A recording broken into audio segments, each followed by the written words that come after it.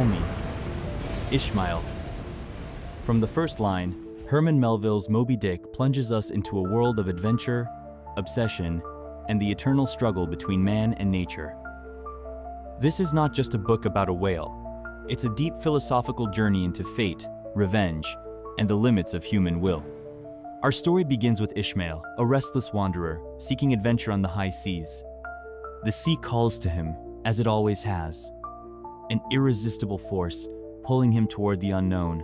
In the dimly lit inn, Ishmael meets Queequeg, a harpooner with skin covered in strange tattoos, a man from lands beyond the imagination of most sailors.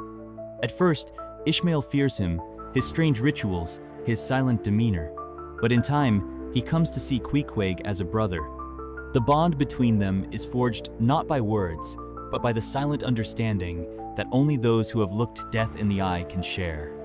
The two quickly become inseparable and join the whaling ship Pequod, embarking on what seems like a routine voyage.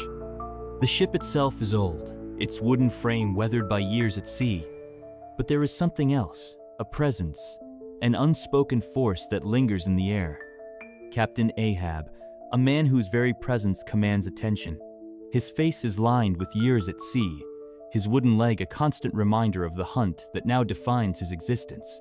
He speaks little, but his obsession burns behind his eyes.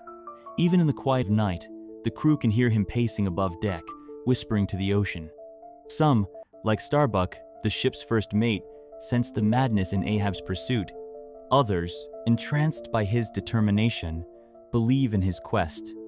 Ahab nails a gold coin to the mast, a prize for the man who first spots Moby Dick. The crew cheers, but beneath their excitement is an undercurrent of unease. Weeks turn to months. The ship sails farther into uncharted waters, leaving behind the safety of known whaling routes. The ocean holds its secrets well, and every wave seems to whisper of what awaits. The men work endlessly, their hands calloused, their bodies worn, but it is Ahab's obsession that weighs heaviest of all. Queequeg, usually unshaken, falls into a strange illness and orders a coffin to be built, just in case. The crew laughs it off, but the sense of impending fate cannot be ignored.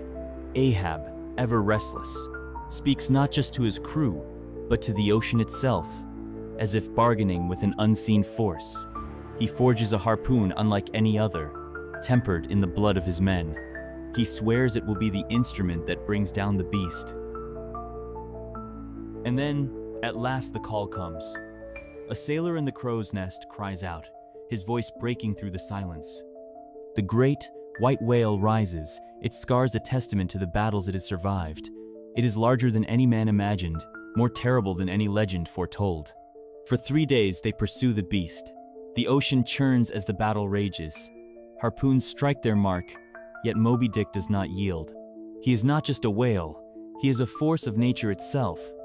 Ahab's madness reaches its peak, his laughter carried by the wind.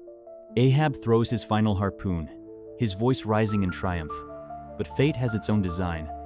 The rope coils around his body, tightening like the grip of destiny itself. He is pulled into the abyss, vanishing beneath the waves. With Ahab gone, the Pequod is left to the mercy of the sea. The waves rise, the wind howls, and the ship is swallowed whole. The crew is lost, their fate sealed beneath the depths. And yet, one man remains.